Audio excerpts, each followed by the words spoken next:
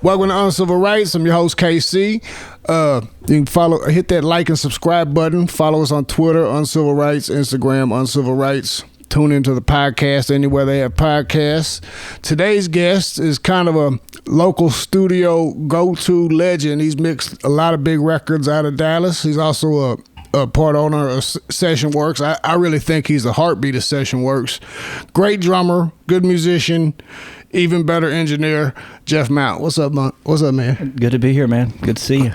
I'm only good at each one of those things, not great. No, you really are a great engineer. Jack of all trades. They say, what do they say?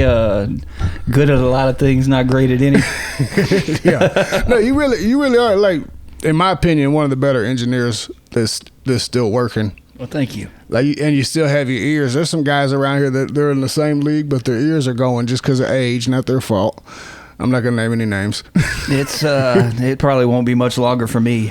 I got to take extra special care of them. That's why I stopped playing drums. Oh yeah. Yeah, that's why I stopped doing the live thing, because I was getting killed. Go home and your ears ring for 2 days straight. Oh yeah, you can't hear anything. Yeah. You know, we did a lot of stuff before they had the in-ear monitors. Yeah. So we didn't have a choice but to have it loud. Exactly. Can't hear anything unless you're pumping those on stage. Yeah. And then you're drumming too, so you're right next to the loudest shit. Yeah, you can't turn the cymbals down, unfortunately. Man, how's the studio been keeping up in the pandemic? We've been doing good. I personally stayed home for about 40 days, like during the mandatory shutdown or whatever it was. Yeah. Did a lot of mixing and mastering from home. You know, people were sending me stuff that they had recorded at their home studios or whatever. And a couple of the guys were going up and doing, you know, little 1 hour sessions here and there, but nothing major. And then once we got back open, it was like catch-up work. Yeah. And on top of that, we gained like 20 clients in the first week. So it was like we're playing catch-up, and we've got to get all these other new clients taken care of. Man. So yeah, I can imagine, because a lot of places shut down, unfortunately, permanently because of it. Yeah. And I mean the clubs and everything. It's a bad scene right now. Exactly.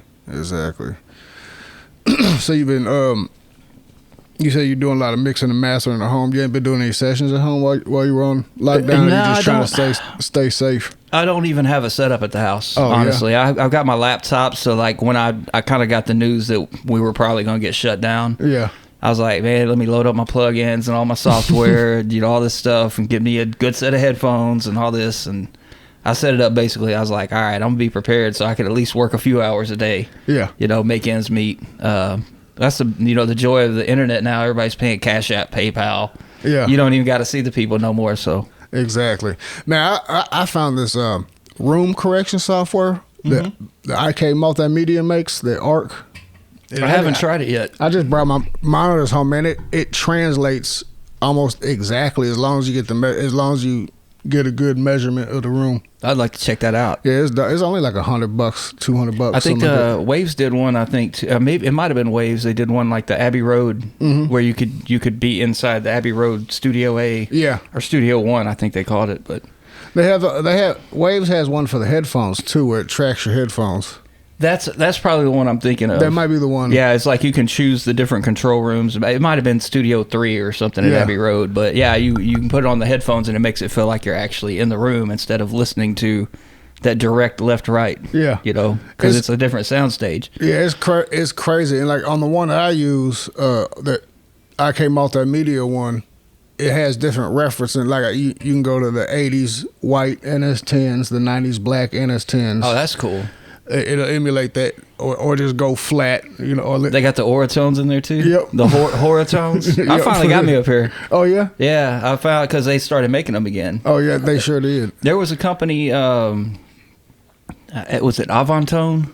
Yeah, I think Avantone, they started doing like some remakes of certain things, and they came out with a version. I was like, I kind of want those, but I was looking for some classic oratones, like the original Cube, you know, with the wood grain and all that, you know, the old school ones.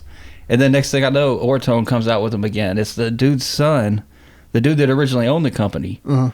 His son went back and found a manufacturer to make the original speakers and all that stuff. So they're just like the old ones, but they're brand new. Yeah, I didn't know that. I'd seen the company. I didn't know that they were the same. That they were the same ones. I thought it was just a company like making some new ones that looked like it or sounded like it. But this the actual. Yeah, it's the actual company. They still have the original logo and all that stuff, like the actual branded embossed logo on the front. I'm gonna have to get a pair then. It's worth it. I mean, they sound horrible. There's but they're supposed to. Yeah, it's like what's the worst? That's from back in the day when we had jam boxes. Yeah. For all you young whippersnappers out there, we used to have boom boxes. We had boom boxes with horrible speakers in them. And so we would listen to it on that to see how it would translate, because not everybody had the big, nice studio monitors. Like speakers in those cheap boom boxes back then, like the Panasonic system. They were literally made out of cardboard. Remember GPX boom boxes? Yeah. You could bust the speaker by dropping it. Mm-hmm. it was like literally. I think one of my first stereos like I had as a kid was me and my sister both got. It was a GPX. It was a Walmart. I don't know if it's a Walmart brand, but they sold them at Walmart. The big, tall console stereo, all made out of plastic. There was no metal in it. And I stole, mine had a turntable, a dual cassette deck. This was before CDs, and a tuner. And I stole my sister's turntable off of hers and went to Radio Shack, bought a little cheap mixer. Yeah. And I'm sitting there like learning to scratch on some plastic belt drive turntables that had no business. Like you had to grab the edge of the record because if you pushed down on it, it was so flimsy the needle would just start hopping across. It didn't even have like the moving magnet type of pickup. Yeah. It was just a plastic, probably basically wear your records out. That's type crazy. Of thing. Yeah, I was a little after records. Tapes was where I was at. I learned how to do everything. My dad he plays guitar as a hobby. He had a little 4-track recorder. Yeah, and he had a little Dr. Rhythm beat machine that he would play while he played guitar. That's the boss Dr. Rhythms. Yeah. And what was it? Was his 4-track a Tascam? Yeah, it was a Tascam. Like a 424 or something, probably. It was something like that. I don't remember. I was a kid. I was like 9 or 10. I just fixed it was a 464, which is a later model. Yeah. It had more inputs, but the dude brought it to me because I do some repair stuff on the side. He brought it to me and needed a new belt and a new drive gear that like controls the transport or whatever. Replace those two things, it worked perfect. Wow. Yeah, I remember that thing was awesome because we had a karaoke machine too. And I wanted to try to be a rapper, and so I make my little beats on the Dr. Rhythm, and I record them onto 2 tracks onto the 4-track, and I record my lead vocals over the other 2 tracks, and I dump that onto the karaoke tape. Yep. And then bring it back over and add 2 more tracks, and then do it again and do it again. Yep. Yeah. Yeah, that's how I learned how to do it. I didn't have multi-track. All I had was cassette decks and a couple of old Akai. Like I think Akai was a Japanese brand, but had like 2 reel-to-reel decks. Yeah. And they weren't like in great condition, but that's how we would do it. We'd record 2 microphones with the drums and the vocal, or drums and the guitar on the 1/4-inch machine, and then we bump that over to the cassette, and then we play it back from the cassette, or like while we were moving it from the 1/4-inch to the cassette, we'd add the vocal, and then back from there over, we'd add the bass. Yeah. And then finally we ended up with a cassette that sounded pretty awful. I remember we sent a demo into Ticketmaster. This was back in like 94, 95. And we never heard anything back, but they were having like some kind of showcase thing or a contest where you could enter your demo and open up for whatever the hot band was at the time. I don't even remember who it was. We never heard anything back. Yeah, I took a demo to Cocoa Butter back when he still worked at K104. And he said, "Nah, man, this ain't it. You need to go to the studio. This sounds like shit." Yeah. He told me straight up. He sent us to Norby. Oh, wow. Yeah, and that's what's crazy though, is we all got to start somewhere. Yeah. Everybody, it's kind of funny, the story of how we all get into this. And most of us, I don't remember. You didn't go to school for it either, did you? I did, but it was after I'd been doing it for a while. Okay. And see, I actually thought about going and taking some courses when Pro Tools and stuff started really coming about. I was like, maybe I need to go take a course and learn this. And I said, I ain't got that kind of money or time. I'm just gonna figure it out. Shit, you don't even use Pro Tools. No, but I mean, it's not that much different. Pro Tools, Sonar, Nuendo, Cubase. Yeah, it's all the same shit. They all do the same thing. Everybody's using Studio One now. You know? It's all about. It's really all about your converters and your preamps and stuff. Yeah, it's all about the source coming in. That's why the 500 series is making a big splash in the studios nowadays. Oh yeah, with like the APIs and was it Chameleon Labs, Chandler Unlimited, or Chandler Limited? They're not unlimited apparently. All that stuff that used to be just like pretty much exclusively for live mixing. Yeah, like I did a session at 50/50. In their new place, in their little B room. Are they still around? Yeah, they moved. Okay, cool. They moved from where they were over off of Harry Hines. They moved. I forgot where it's at. It's a new building. Okay, the place looks brand new. They got the. I think they got the S1. Okay. Console in there now. I'm not sure. I haven't been in the A room yet, but I did a little session in the B room, and that's all they had in there was a computer and a little homemade rack with a Neve 500 series pre. Like the 10, was it the 1012 or something like that? Yeah, something like that. And they had a compressor. I forget which one it was, and that was it. I was like, yeah, that's dope. I mean, you don't need a lot. A lot of people think you got to go out and spend thousands or hundreds of thousands or even millions of dollars, and you really don't. Yeah. I mean, when I first started, like we were talking about the early days of us messing around with cassettes and all that. But when I first started getting equipment to actually open my home studio, way before Sessionworks, way before I was at Goodnight, it was like, buy what I can afford and make it sound as good as possible. Mm-hmm.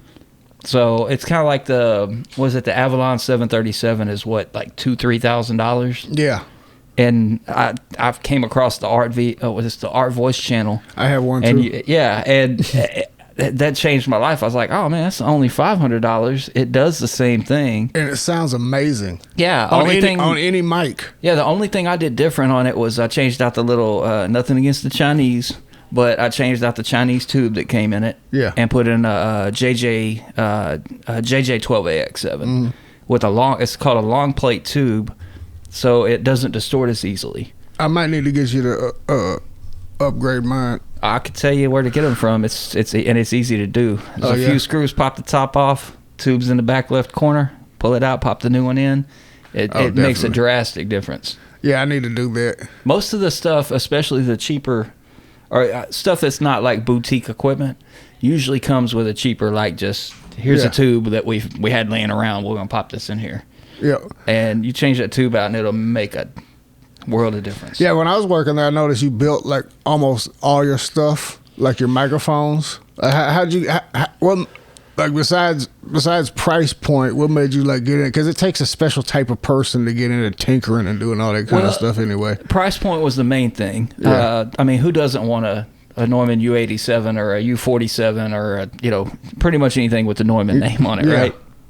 But you could take we did for many years. We were using the MXL 4000. It was not a bad mic. It's a little bright, a little sibilant, because they missed something in the electronics. They were trying to kind of copycat the U87 style electronics, but they missed the fact that the pickup or the capsule is real bright on those mics, and there's a circuit in there that de-emphasizes that brightness. Yeah, they missed that circuit. Oh, wow. MXL did. Okay. And they may have done it on purpose for copyright reasons or whatever. I don't know. I mean, the mic looks nothing like a U87. At all. It looks more like a U47, but it's blue.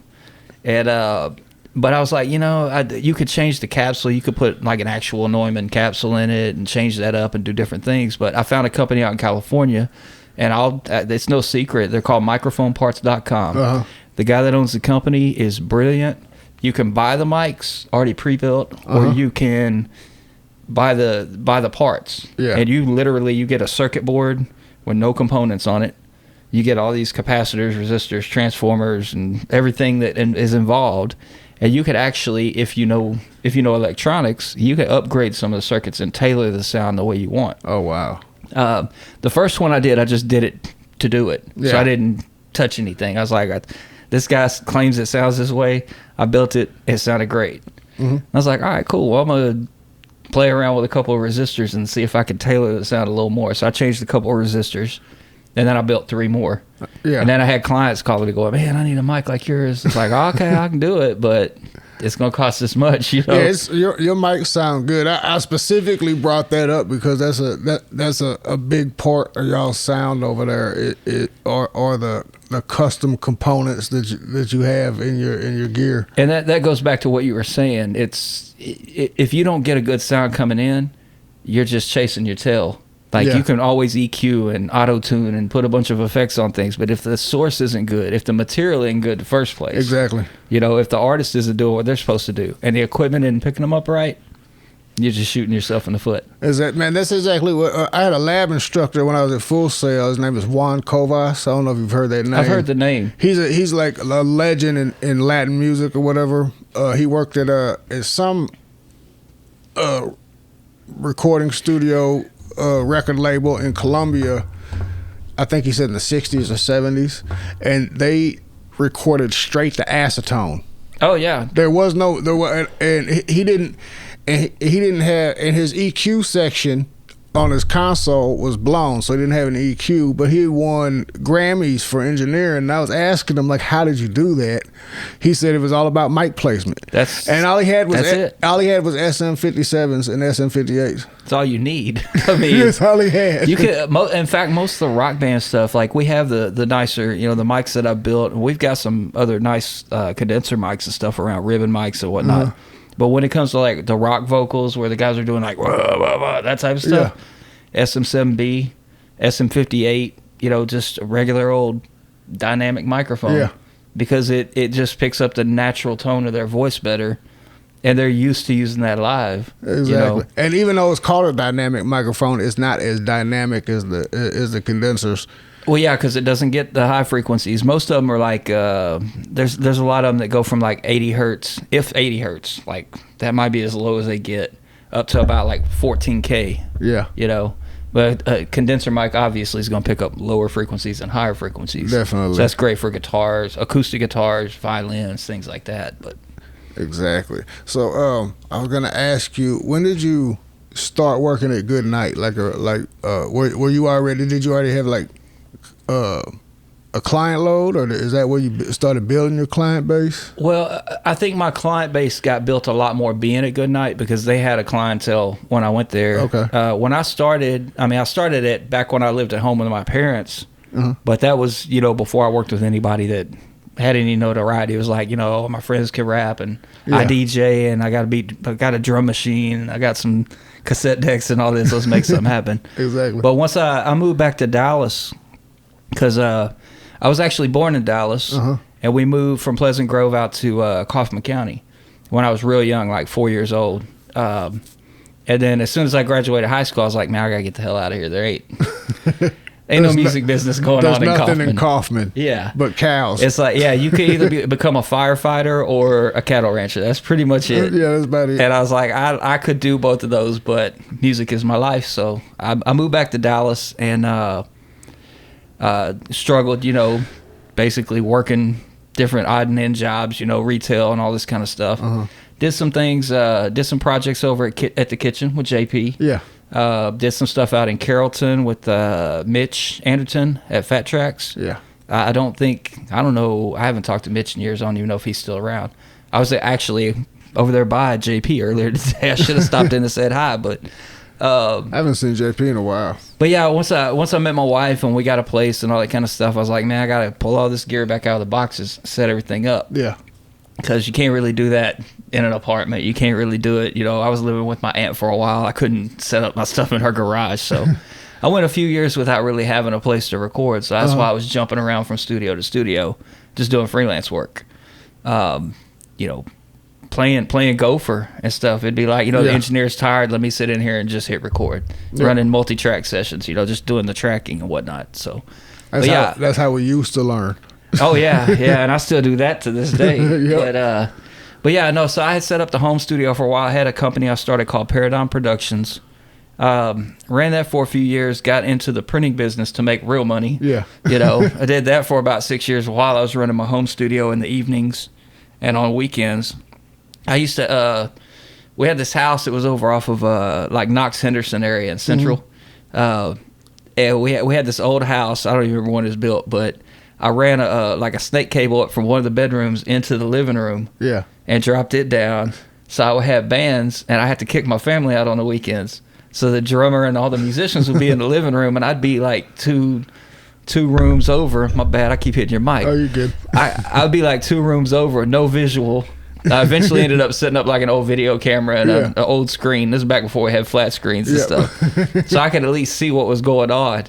And, we was a bunch of running back and forth, oh, can you do this? I had to talk back or whatnot, but they couldn't see me. I couldn't see them.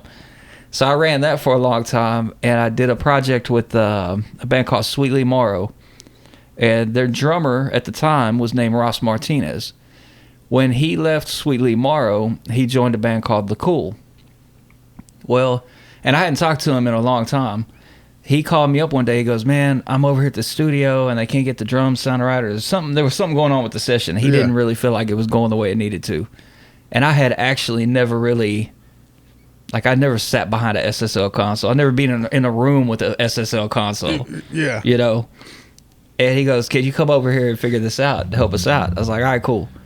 So after hours of driving around trying to find a place because it was kind of tucked away, I walked through the door and I was like, oh, this is a real studio. They had a big lobby. It was an old church back. I think it was built the year I was born, 76. Oh, wow. It actually belonged to, from what I was told, now I don't know if this is a fact, but Stevie Nicks and, man, I can't remember his name. He was a guy that was out in California, worked at Sound City for a while, and he opened up his own place. And it'll come to me in a minute, but I can't remember his name. Anyway, they opened that studio in 1976. Oh, wow. And it changed hands and whatever. Anyway, so this guy, Andrew, was running the boards and stuff. Great engineer. And I was like, all right, cool. What do you need help with? And he goes, man, they want the drums to sound a certain way. And they were cutting the tape. Yeah. And I'm just like looking at this big, long, 12-foot long SSL board and all these knobs. And I mean, I knew the basics of consoles and stuff, but with the SSL, there's automation, there's all kinds of things that go into it, like flip switches that change this fader to go onto this fader, and exactly. And I'm like, man, I'm the computer section, or what looks like the computer section, center section of the board.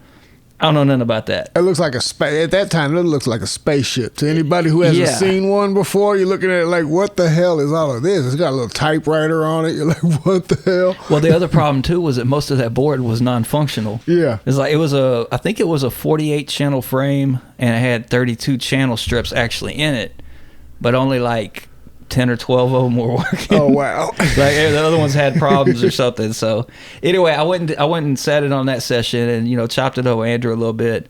And at the end of the night, we talked. He goes, hey, man, you want a job? I was like, I'd love to work here. It was just awesome. I'd love to work on this equipment.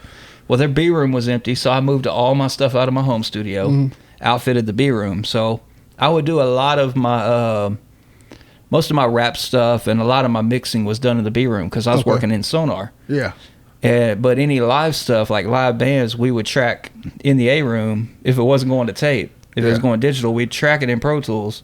Now, this is back before flash drives were a big thing, and we didn't have a central server. Yeah, those cheetah drives. We had DVDs, and we had the big hard drives. So it was like, all right, we tracked it here, but we're going to have to move it over to the other room to mix because there's another session coming in. Yeah. So we're having to wait hours, for files to transfer over and all this kind of stuff. But yeah, I remember those days. It was back then. It was like one song per hard drive. Yeah. Because the hard drive was 5 gigs. Yeah, we didn't have 100 gigs or 500 gigs or terabytes. And it'd be the size of a shoebox cut in half. 2 of them would be the size of a shoebox. And the power supply would be just as big. Exactly. And you had to pull it. If you were in a nice studio, somebody who had the good stuff, they had the cheetah drives where you pull them out. Yeah. They actually had a handle on it. You carry it like a damn briefcase. And then they got into Glyph and all the other ones. Yeah. I never could afford those at the time. Man, who could? There were thousands of dollars per gigabyte. But I mean, even the Pro Tools rigs back then, you had to have all this outboard stuff. It had to be Avid. It wasn't even Avid at the time, I don't think. No, it wasn't Avid. It was what was it? It was DigiDesign. DigiDesign. Yeah, and then Avid took over. But yeah, you had to have their interfaces and their software. And I remember when we went from I was at like Pro Tools 6.9, and then it went to 7. Yeah. There was a big issue. Like if you didn't say the files right, it wouldn't open up in the newer version. Exactly. Most people didn't even like upgrade from 5.1 until it got up to like 9 or 10. Yeah, and that's what's crazy is too, because we had a session that we couldn't open. It was right after the change up. Like we upgraded to the newer version of Pro Tools, and all of a sudden people were bringing in files, or we had some files there that we couldn't open. Yeah. And Andrew said, "Hey man, go over to Nexus." Never heard of the place, right? Yeah. He's like, "Go over there and talk to Snake." I didn't put 2 and 2 together. I didn't have any idea at the time that I was actually in the studio where DJ Snake and Big Al and all them, where they recorded the To Hell and Back album. Yeah. No idea. So I go over, I'm, just a young kid at the time, and I take these files over there. Andrew had already called ahead, and I walked in, and he's like, "Yeah, man, I can convert those for you," and blah, blah, blah. He opened it up, did it, walked away. He never introduced himself and said, "Hey, I'm Snake from Nemesis." Snake is a real quiet guy. Nemesis, by the way, guys, look him up. Nemesis is one of the first big, actually probably the first big hip hop group out of Dallas. They was actually, were actually big. Yeah, they're actually big. Yeah, that's dope. I met Snake a few times. He is not a talkative or outgoing person at all. No, but he's a good dude. I've talked to him since then. We've talked many times. But it was crazy because I was such a big, Nemesis and Ron C fan. I was a big fan of KNON back when they did the All Hardy Death Party show. Yeah. And back then it was 90.9. It wasn't 89.3. Yeah. Wednesday nights 9 to 11. And we barely picked up KNON out in the country, but every Wednesday night, I had my cassette deck ready because I knew they was going to play some good shit. Yeah. So I just sit there and record it. And then when I was DJing, I was like, well, because I didn't have no money and I was young. I was like 14 years old or something. And so I would have all these cassettes that I'd have to cut out their talking and stuff in between them. But that's how I was DJing. Yeah. Like anything I didn't have on vinyl, I was getting it from them. Yeah. I was basically bootlegging their radio show so I could play Dougie Fresh and Public Enemy and all that stuff. Yeah, they were jamming back then. Yeah. Snake is a legend, honestly. Well, he's still putting it together. I know that, I think they recently, I don't know if it's out yet, but I think they remastered the Ron C project. Yeah. And put that out, the original, the one that had Trendsetter and everything on it. Yeah. I think it was called See Ya. That's what. That's the one. Yeah. The original one. Yeah, that was a classic album for sure. For sure. I was trying to hit him up. I was like, man, I got all the machines. I know y'all did that. Y'all had to have done that on tape because that was before Pro Tools and stuff was really popping. So. Oh, you did get another machine, didn't you? Yeah, we actually bought 3 Otari MTR 90s. Mm-hmm. 2 of them are the MK2s and one's an MK3 from what's now MediaTek. Yeah. Yeah, Kerry called me up one day. He's like, man, we're getting rid of all this old gear. I know you're into that. Yeah. Nobody's really into the analog thing, but I am. And I was like, cool. I'm not going to divulge the prices and stuff, but once we came across the deal that we were all happy with, I was like, all right, I stopped everything I was doing. I called up Sean. I was like, man, I'm going to the studio, get a checkbook. You get a Sprinter van. Let's go get these things. Oh, yeah, if I ever have any tape machine or anything like that for sale, you're going to be the first person I call because y'all are the only studio that I know of, at least locally, that's actively installing vintage gear.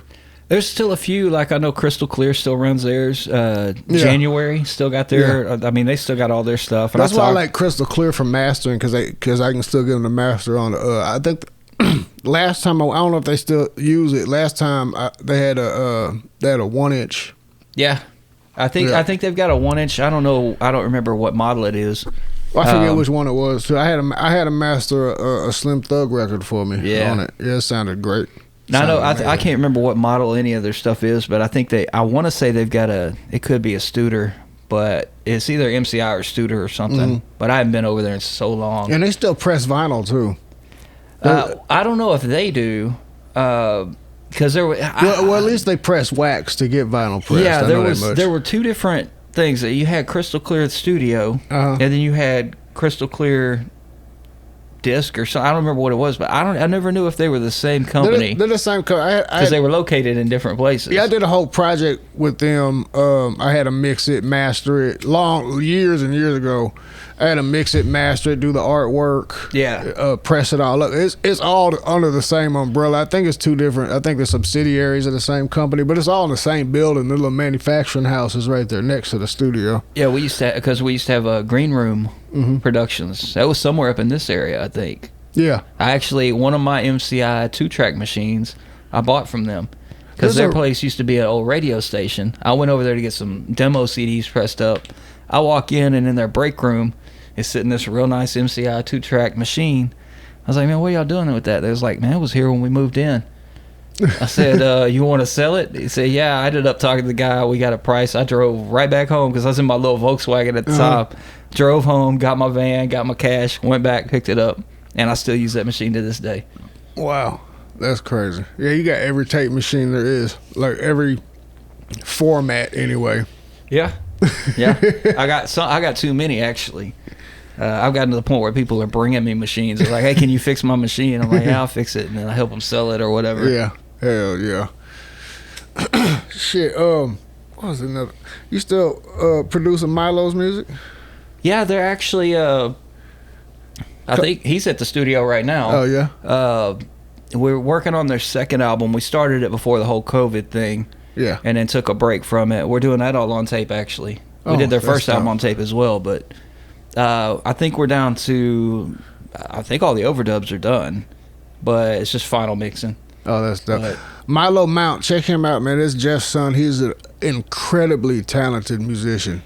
He plays every instrument just instinctively. It's insane. No, he's a great guitarist. How old is he now? He just turned 20.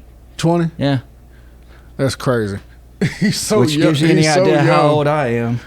He's so young. Oh, yeah, just like 32. I wish. Just turned 44. I'll be 40 on Thanksgiving. It's crazy, man. Happy early birthday, by the way. Appreciate it. I'm getting there. I'm getting there. I'm happy I'm this old. Yeah. So many people die so early, man. Can you believe that shit with Mo 3?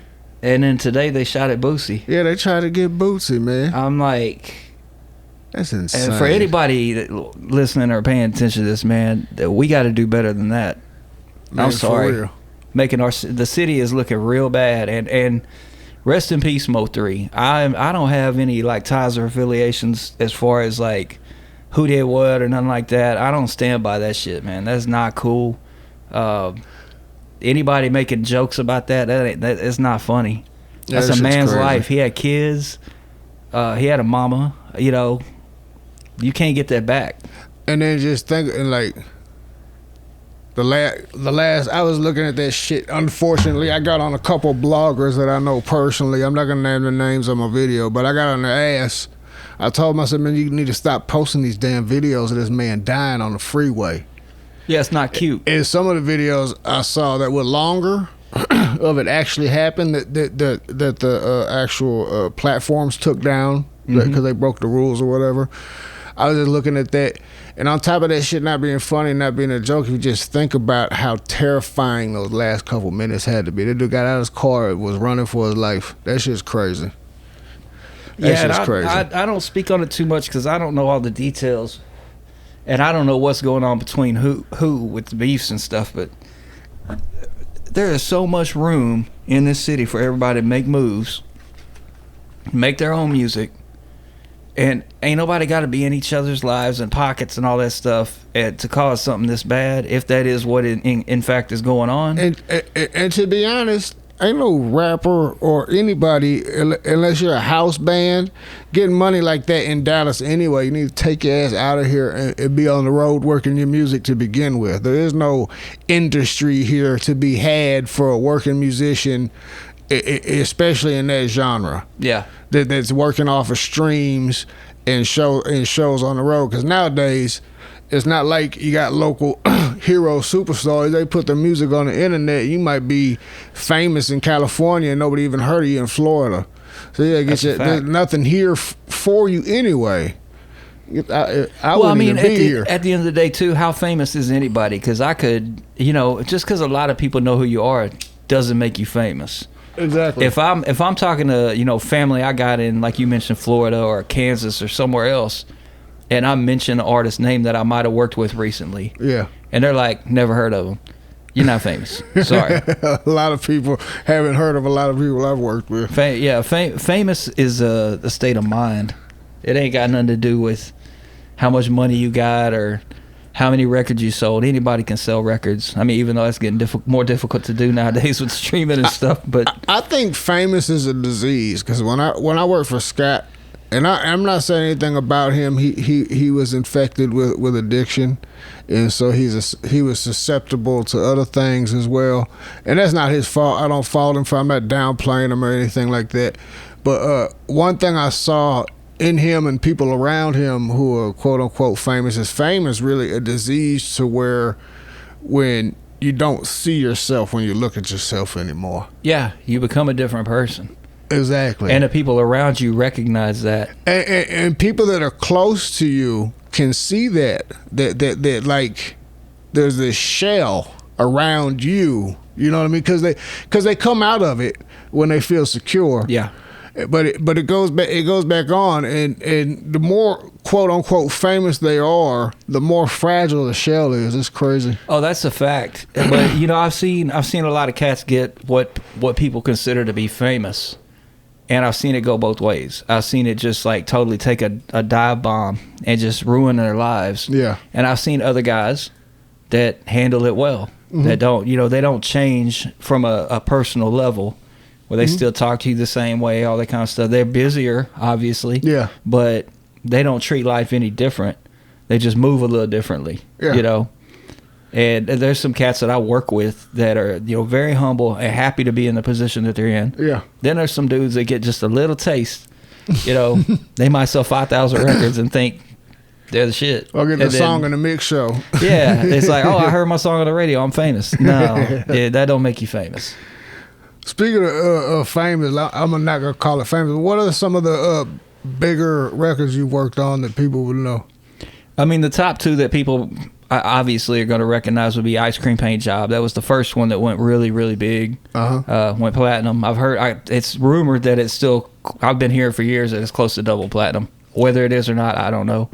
I'm not going to pay the money to have what they call it, where you... The certification? Yeah, where you pay to find out. Like, well, you can go on the RIAA site now you can see it. You can see where it's reached, but you can't see actual numbers. Oh, okay. Like where it is between platinum and double platinum. Yeah, I don't. You can do what's called I don't pay for that tracking service either. I just wait. I just go by what the label tells me. Yeah, when I see it, I'm like, all right, cool, I'll share that. I always have to double check it though, because a lot of people claim records went a certain way. Yeah.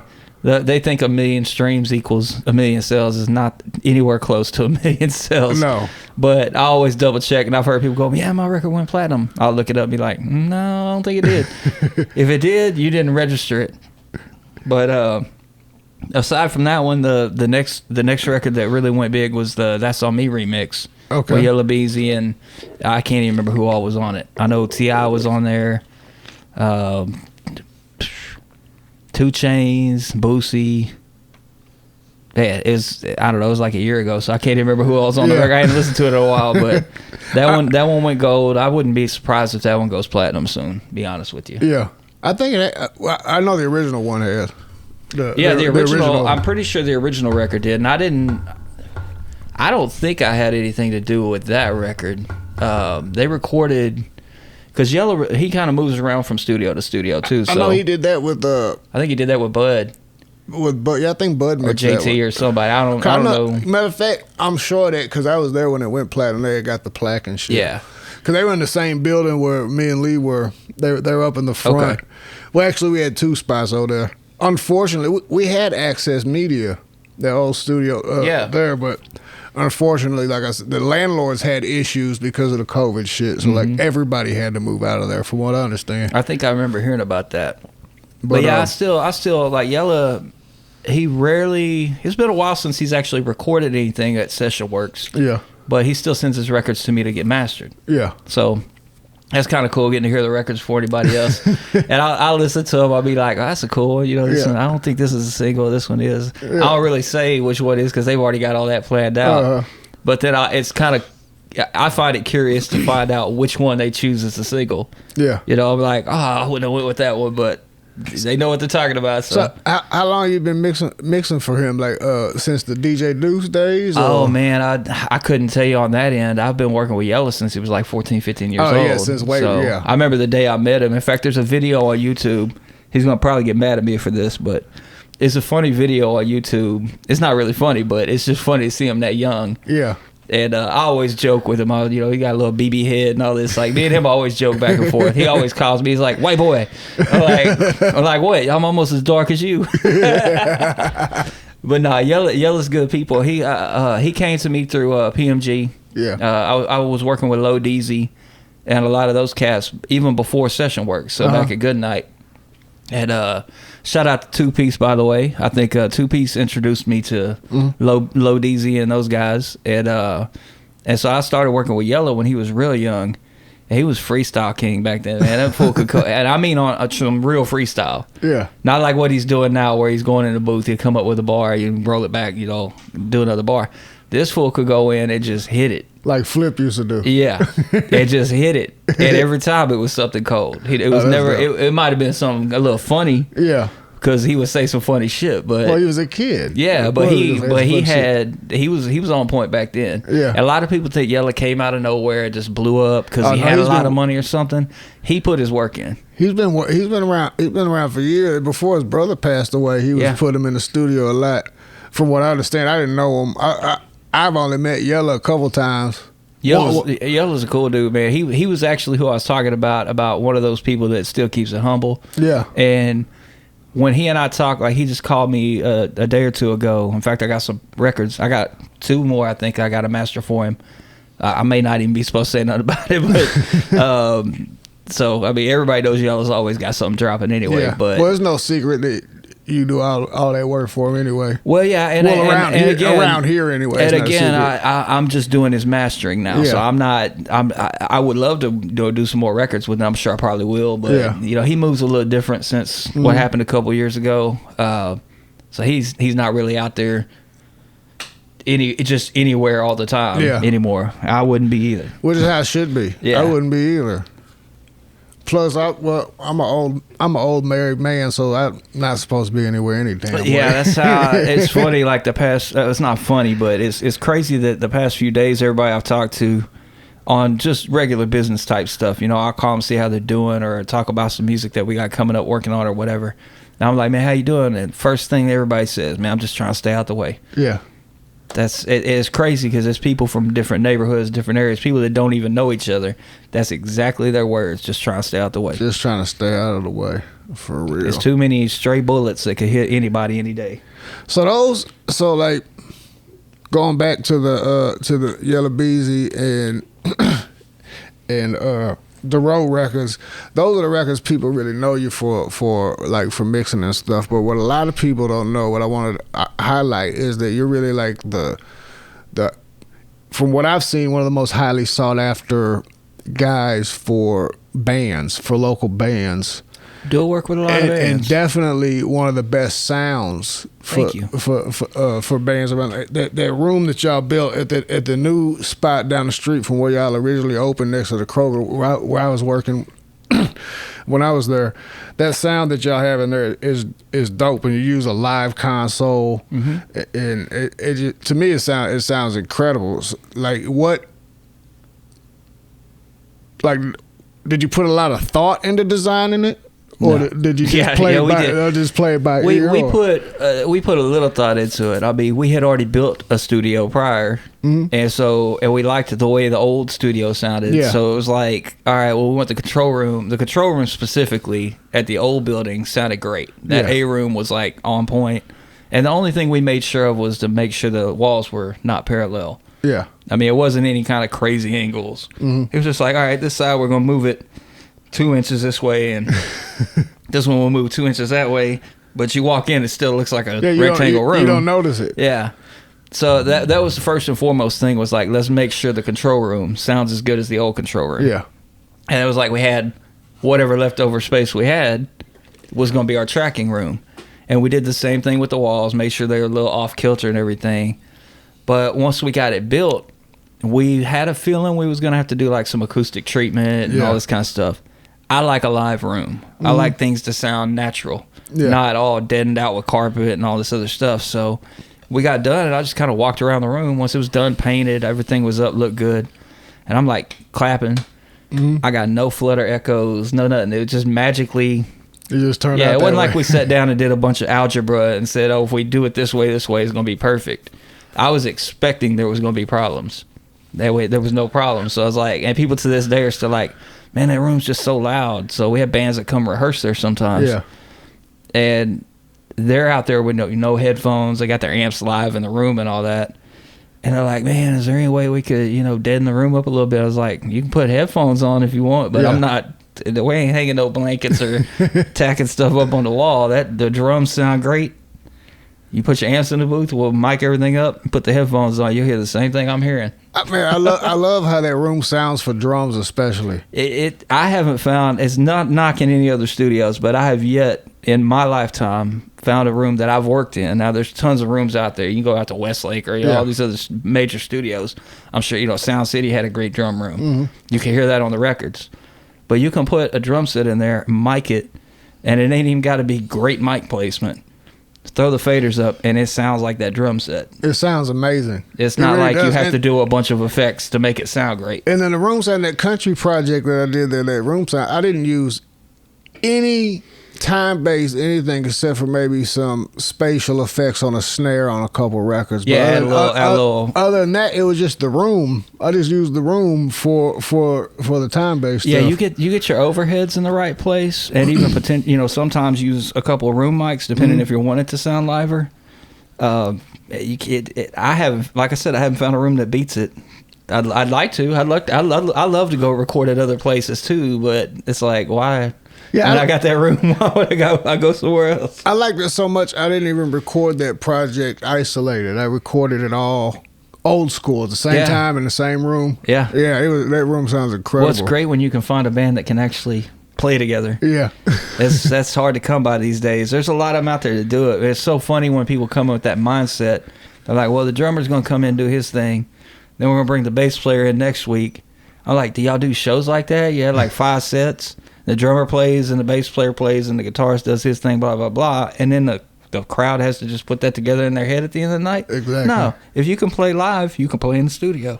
Exactly. You can always fix, go back and punch things in and fix something if somebody missed a note. But once you got them drum takes, you're good. Yeah. And plus, it always helps to have a guitarist that knows how to use his rig to find good tones. That always helps too. Oh, and when their equipment actually works. Yeah, or it's not buzzing. Like that. You remember that pedal board you were dealing with that day? Oh, man. You damn near had to disassemble it, put it back together. We spent 2 hours pulling every plug and every power supply. But, I mean, he had 20 pedals.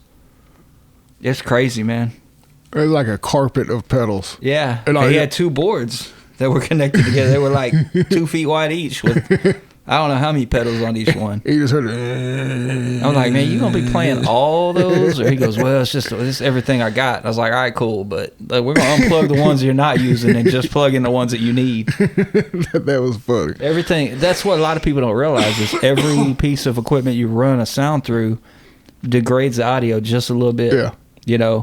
So like for instance, in here you got a mic going straight into the board. Yeah. You don't get no more pure than that at all. Now, if we threw a compressor and then like a Pultec EQ and then something else, and I'm saying Pultec, like that's a great EQ, but we threw a bunch of things in front of it, it's going to degrade that signal just a little bit. Exactly. No matter how good it makes it sound, it's still going to degrade it. Yeah, you're going to lose a little signal, or you're going to, it's imparting some sort of sound into it. Exactly. And that's why you go as straight as possible. You only add things you have to add. That's good advice. That's same goes for plugins, though. Yeah, same thing with plugins. I've been learning that with some of these emulator plugins. Oh man, if you don't turn the analog off, man, where is that at? One that killed me. It took me, I want to say, months to find was the H delay. The waves. It's a waves delay. It's a waves plug-in. It's a delay. I love to use it because it's just so simple and it just has a button for a ping pong. It sounds like a real ping pong, and but it has a setting on there called, I think it's called analog. But if it's in the default setting, it adds a little noise. Yeah. And I would hear clients would be like, man, there's like this hissing sound in yeah, the you're like, I don't hear it. And I'm looking for it. And one day I had everything muted and I heard the shit and I was like, yeah. And I found it on that plugin. Yeah, same thing with those Kramer tape machine things. There's some of the Kramer ones do that. I think that the Slate one, I like that one a lot. Even with the setting turned all the way down, it has a little bit, but it's not annoying. Yeah. You know, I'm just like, man, why would you want that was the thing that people tried to get away from with tape and going to digital. It's like now you're just trying to make it sound like tape. It's like, why not just use tape? Exactly. I mean, I welcome the wow and flutter on some stuff, but the noise is just unnecessary. Yeah. That's the whole reason we don't use it, is to not have noise. I mean, companies like DBX and Dolby and all they went through massive amounts of trouble to create all these noise reduction systems. That I've actually got a few of those systems. Like I got 24 tracks of DBX. I think it's Type 2. I got 24 tracks of the Dolby SR. I never use them. Yeah. Unless somebody brings me a tape that was encoded that way. But like with my newer recordings, I mean, we're recording at like +9 on tape now. Back in the day, it was like +3 maximum.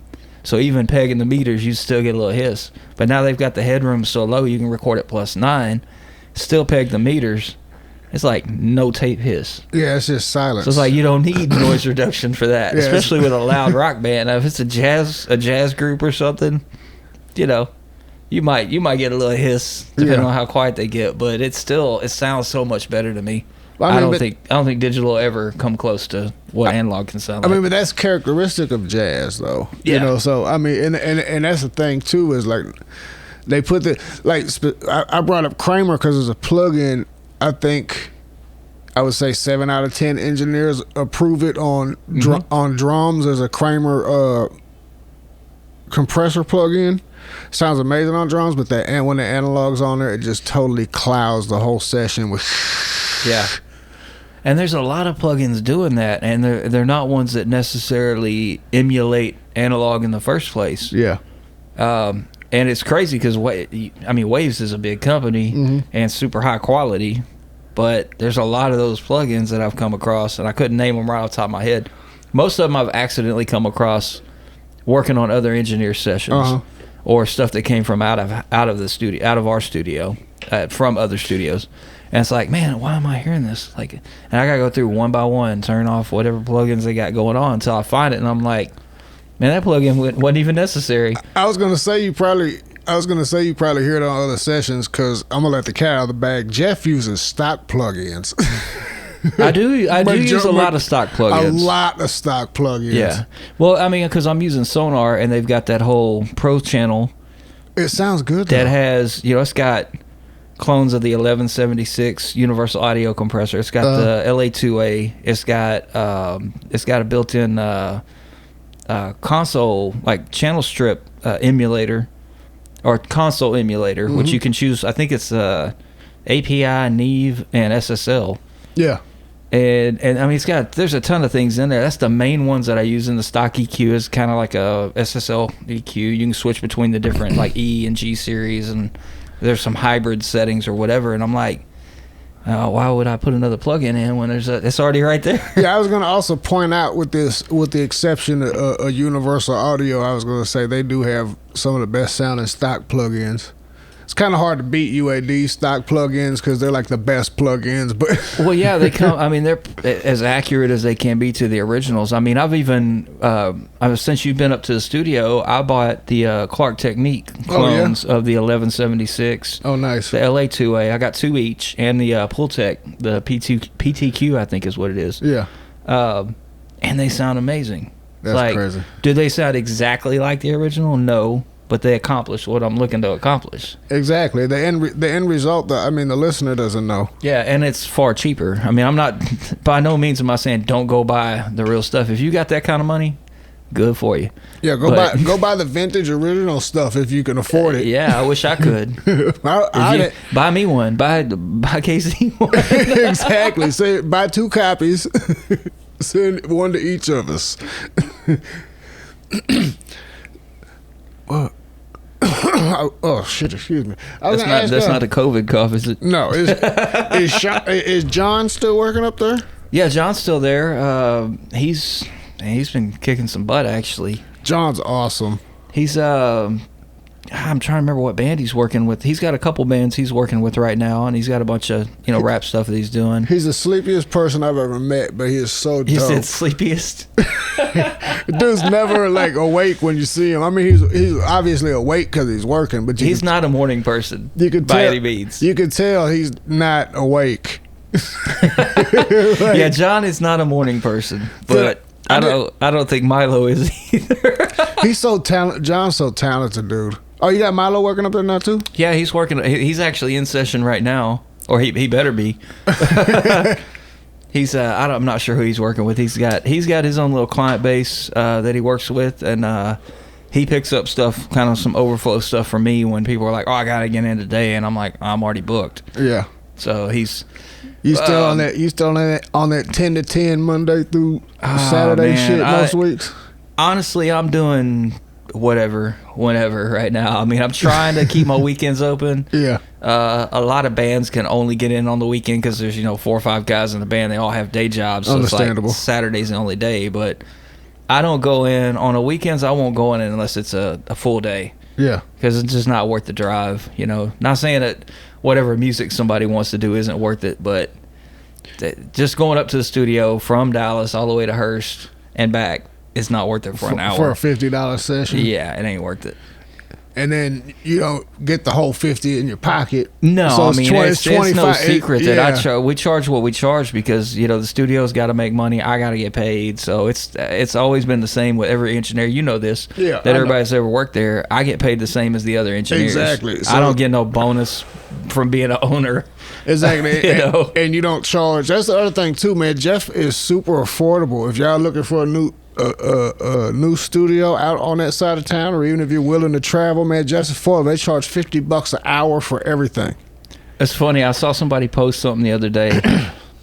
It was a sign, and I had seen this sign before, and I can't remember exactly what all said, but it had the combination of like cheap, good, fast. Yeah. It was like, oh, well, you can get cheap and you can get good, but it won't be done fast. Or you can get fast and cheap, but it won't be done good. And all this. I'm like, it can be. Yeah. I mean, if you know how to work your equipment and you're efficient with what you do, which should be, and that's not just with sound, that's with anything. Like if you run a jackhammer, you should be able to be good, efficient, and fast. Yeah. And do it, all that stuff. You should be able to do quality work with anything that you have to work with.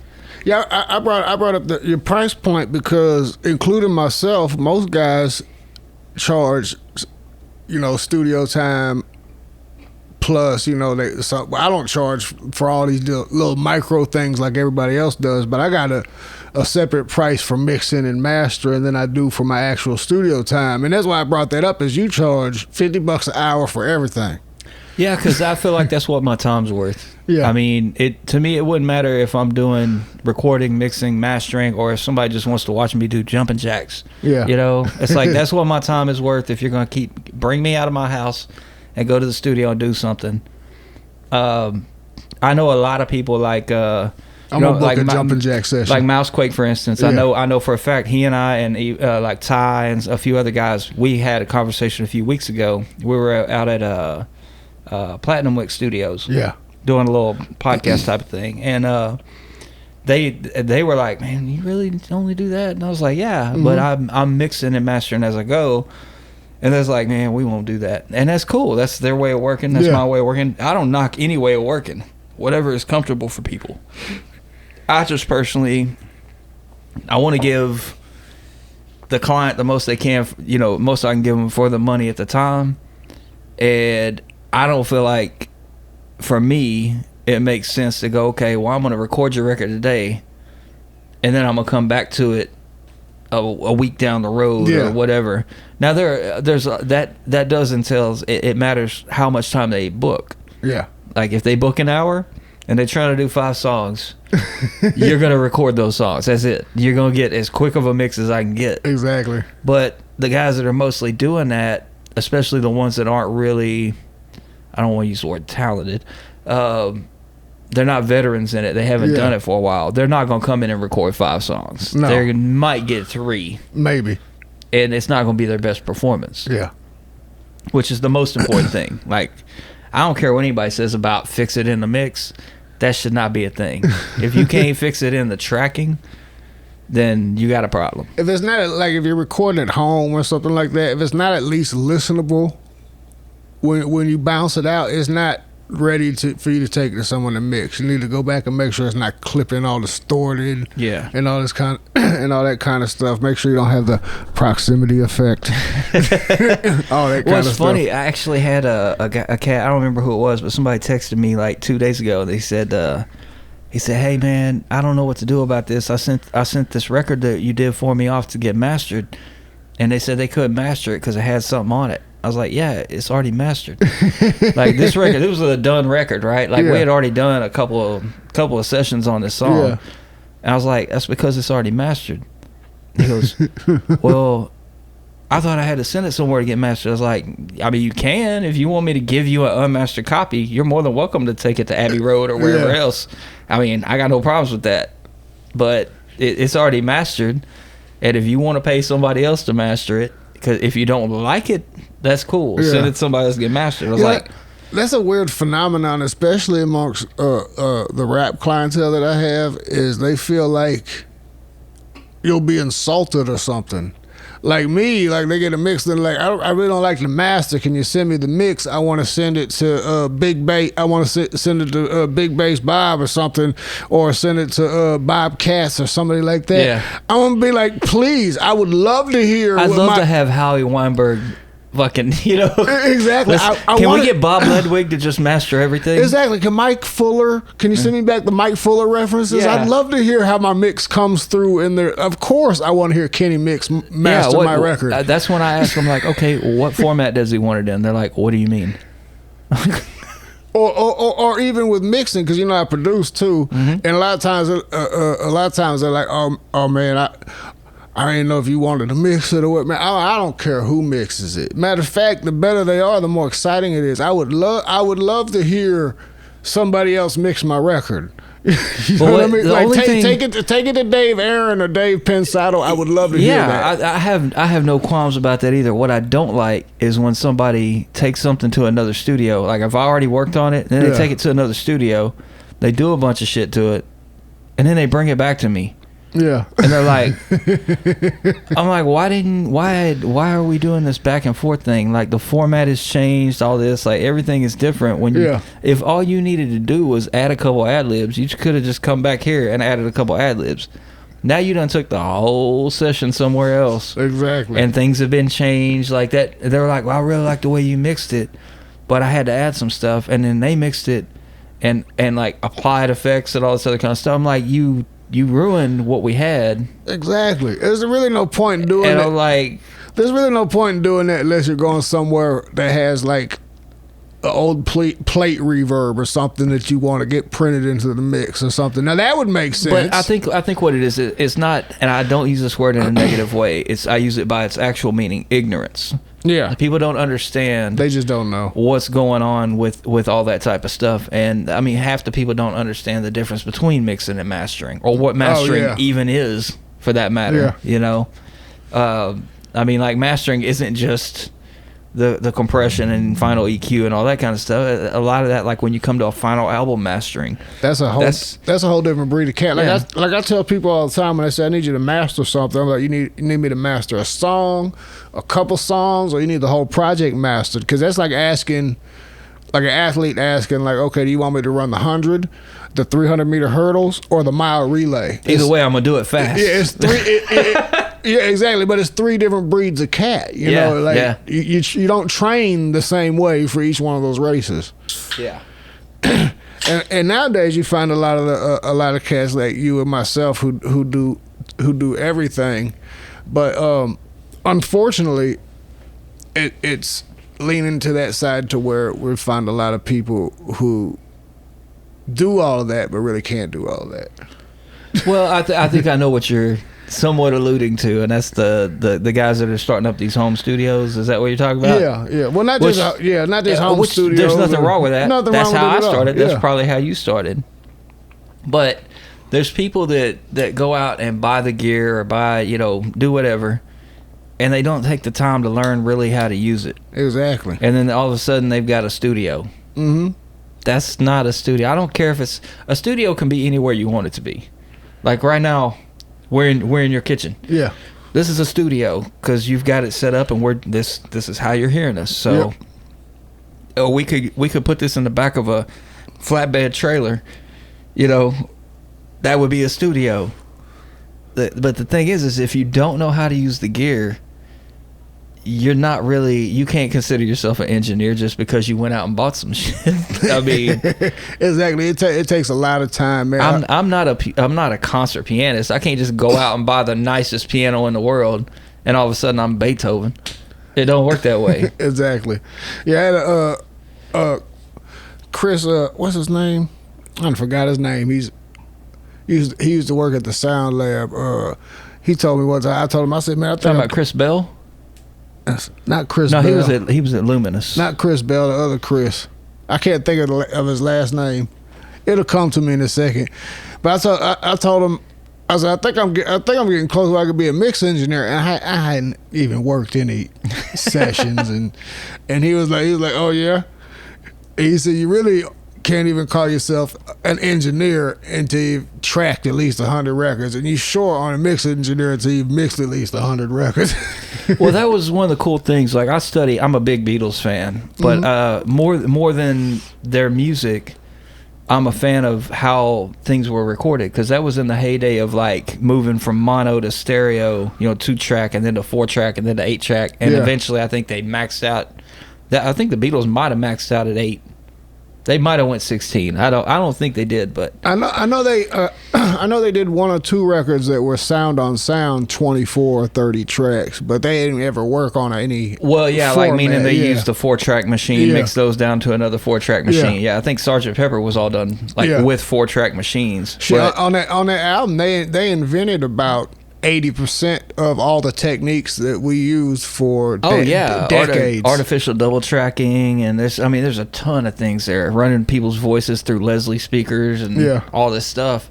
But what I found cool about doing a lot of research about the Beatles and their recording engineers and their techniques and things like that was the engineers, like for instance Jeff Emmerich, who's one of my all-time favorite engineers. Uh-huh.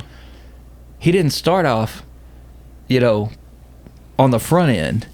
They would start at Abbey Road, EMI Studio back in the day. They would start them at the back end, as in the mastering room, so that they could hear what the mix already sounded like. They worked them backwards. So you would start working in the pressing room, or not the pressing room, but the acetate room, basically. Okay. And you would be cutting acetates, hearing what the other mix engineers had done, and just cutting off dub plates, for people to take home and listen to. Then you get moved up to like tape operator. Mm-hmm. So you're getting to actually watch the engineer do his job, but all you're doing is hitting record, rewind, fast forward. They call them button pushers. Yeah. And then once you got that down, then you were allowed to sit behind the mixing board and become a recording engineer. Yeah. And I thought that was such a cool thing, because that's a backwards way of doing it. They didn't start at the beginning of the process. They started them off at the end of the process so they could see what the final outcome would be in the first place and just work them backwards. They reversed engineered it, basically. Yeah. And I think that's brilliant. I think it's a great way of learning and training. I mean, that's in a way, that's kind of how I learned, and probably you as well, because we obviously listen to music, and you sponge that up, and you're like, man, I wonder how they got that sound.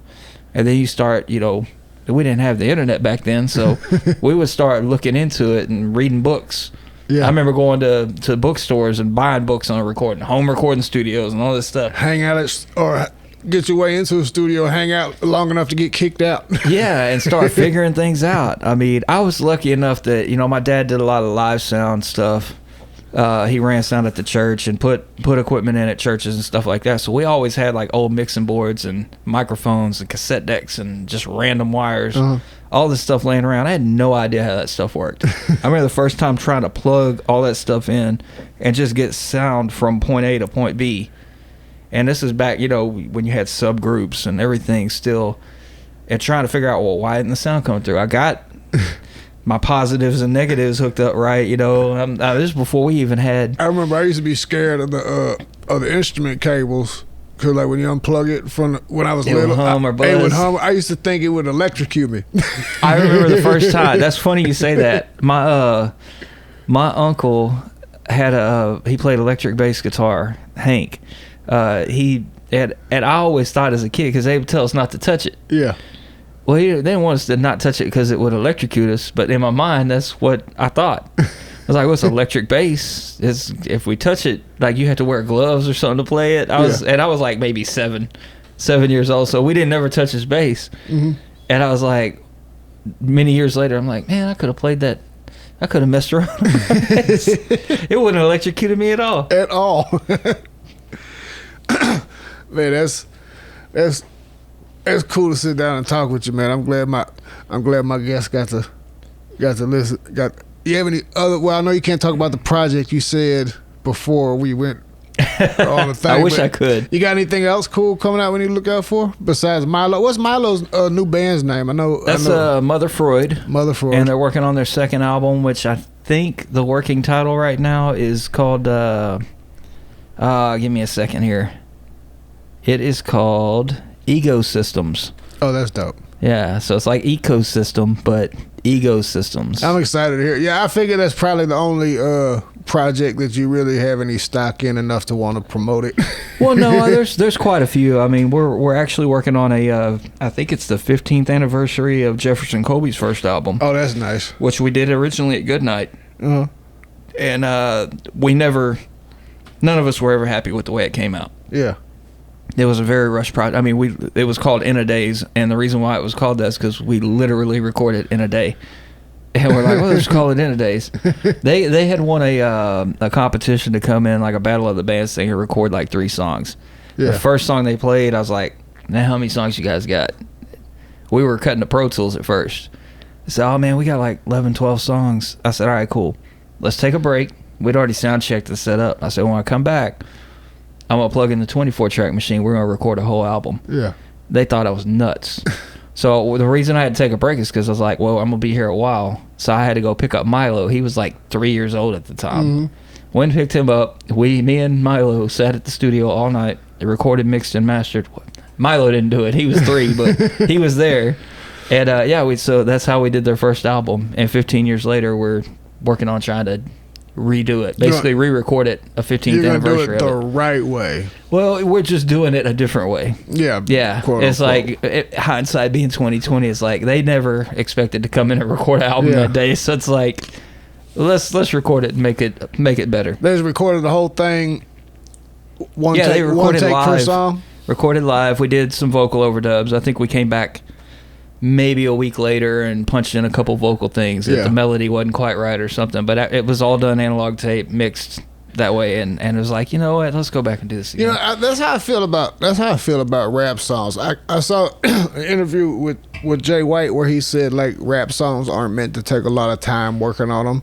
I feel that same way. Like I feel like that's how a project needs to go in hip hop music. When I'm producing it, I like to knock it out.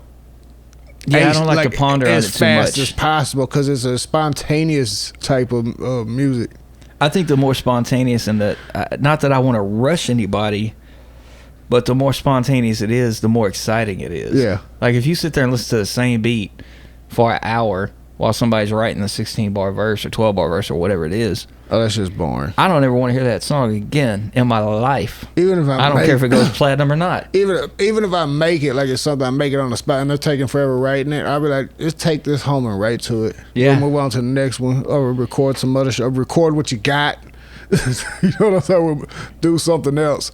But yeah. But that's one of the things I love about tape though, is that tape doesn't lie. Mm-hmm. You can't, I guess you could use auto-tune and trick people and all this kind of stuff, but tape, what you put into it is what you get out of it. Yeah. with digital, you can sit there and manipulate that till the cows come home, man. Exactly, and but it's not gonna make it a better record. Yeah, going back to the price points, that's what I was telling guys. Like that's why people like for example, like a Dave Pensato, who is a pure audiophile at heart, but works in the digital realm. People like that charge so much because he'll spend 8-9 hours on the bass. Yeah, on just the bass. you know what I mean? Well, he's got time to be able to do that. Yeah, there are other engineers who are like that too. And they have time to do that, and that's why they're able to charge that much. I feel like if I haven't gotten the bass sound in about the first 20 minutes, I feel like if I haven't got the bass, we need some different equipment. I feel like if I don't have the bass sounding right going to tape, there's really no point in it. But when you're just a mixing engineer, you get what they send you. Yeah, and that's a issue too. I made a comment to someone the other day. They were saying something about mixing or them. I make a lot of comments on Facebook, and I get a lot of flack for it.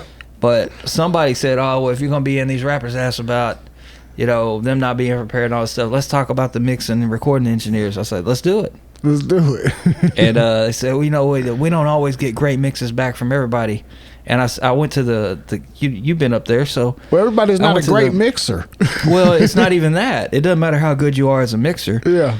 I went to the kitchen area, our little lounge area where we got the refrigerator and stuff, and I just grabbed everything I could find because we keep a drawer up there of leftover like crushed red pepper, condiments and stuff like that.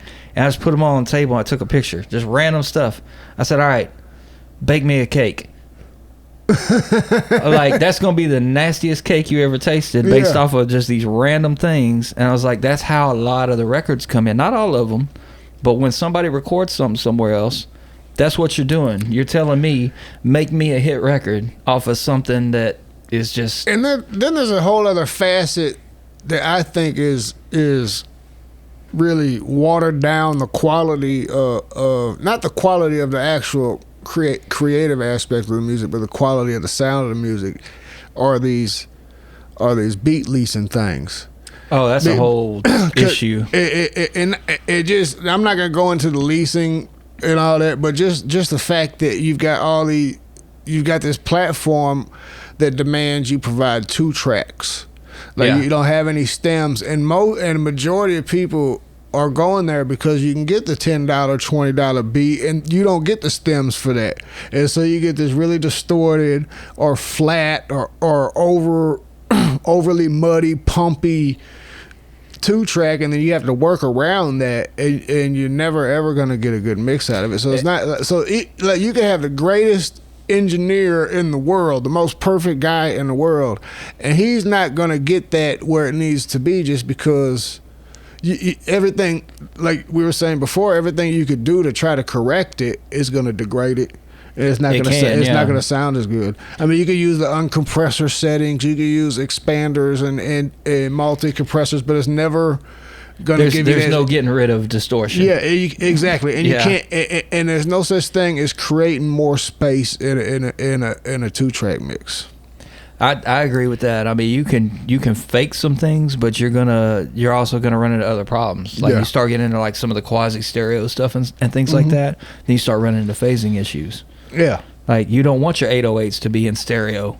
I mean, sometimes you do, but most of the time you want that 808 bumping mono, because that's what makes it punchy.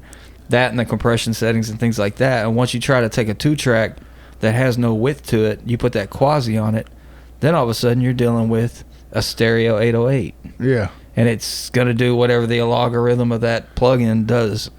And then you got to go, okay, well, I'm going to copy this down and do a low pass, and make the low pass mono, and then you're running into more possible phasing issues. Yeah. And it's just like, hey, just give me the track outs. Exactly, just give me the track outs. Man, we can sit here and put Band-Aids on the Hoover Dam all day long, but the water's going to leak through and make it a mess. Exactly, until you send me the concrete. Mm-hmm. I need the concrete. But not only that, but by people doing that and buying, just leasing the beats and getting the 2-track, how many other people already got on that same beat? Exactly. That's the whole other side of it. I tell people this story every time that I'm on one of these things.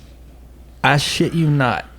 In the same day, from one session to another session, I had a dude. The first session had a 2-track beat. The very next session, backdoored him with the same beat. Tracked out. That's crazy.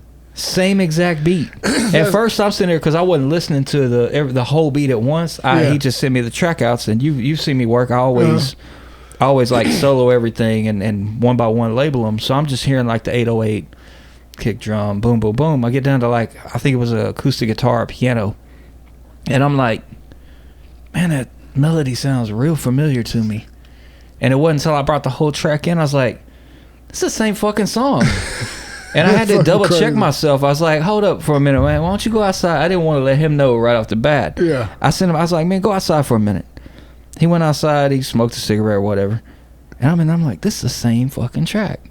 So I had to call the track before him, or the session before him, and say, hey, man, the dude that just got here, he's got the track outs for the song you just did. Yeah. You claim you was about to get the track outs. You're too late.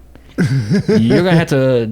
I mean, this dude actually, he had the receipt and everything. Yeah. So I was like, cool. And what's crazy is on those leasing websites, like, and I'm not knocking them for getting a hustle on or whatever, but like BeatStars or the other ones, you have the option to where the first guy, he could have purchased a lease to the 2-track, and the other guy purchased the quote unquote exclusive rights. Mm-hmm. But it's like, how many exclusive rights have you sold? And it's also, when did those get sold? Exactly. Another good example. But the way they have those, the reason I went away from it as a producer and decided not to do it is the way they have those contracts structured. Is they're not actual lease agreements that you would get from me, like through a label, for example, because not even close. Yeah, because you understand, like when I sell, let's say I place a record with a big artist, when the label pays me and the paperwork all goes through, more or less they're leasing the beat from me, because they will never own the beat. They'll just own the master of the record, and the writer will always own his lyrics, so depending on what his situation is, and so therefore you'll still get your publisher. Exactly. So therefore you've leased my beat. What they're doing is they're doing sync licensing, which is what you do when you get this shit to a TV show or to a radio station for bump music or something. Yeah, and they're running like that, which gives absolutely no, and they give limited master use licenses. Like when you lease it, if you pass the threshold of 2,500 copies sold or whatever, they'll go and pull your shit right down. Yep. So you can literally never go platinum or even gold off of a leased beat. There was it's crazy. There was one time that I actually refused to record a record. And the dude had the tracked out beat. Yeah. He had purchased a full tracked out beat months before another artist. Yeah. But he didn't come until after the other artist. I don't think it's any secret. I already talked to him about this, but it was Old Boy Prince. Did the song Astronaut, which was a pretty big record. And I think at the time, I could be speaking out of turn, but I think at the time, he was still doing some stuff with Atlantic Records or something. Yeah. And this record was already out. Music video, lyric video, all this stuff. It was big. And then this other artist comes in with the same track out. And I was like, where you been? On another planet? Like, this record's huge right now. I can't record you on this record. He goes, well, I paid for it. And I said, well, you need to talk to the dude that sold you the beat. You need to talk to the producer. Because he already sold that same track out to this other artist months ago. Yeah. And I'm not messing up that situation, so sorry. I run into that a misunderstanding with that too, because I'm old school in the way I do business on the producer end. So, I have like maybe 2 or 3 guys that record a record to a beat, but haven't paid for it. Yeah. Or we don't have any agreement to it, and then somebody will buy it and it'll come out and they'll be like, bro, that was my beat. No, that's not your beat. Not till you pay for it. You didn't pay for it. I didn't give you the record because it's not yours. Yeah. It's mine. That's why it's in my possession.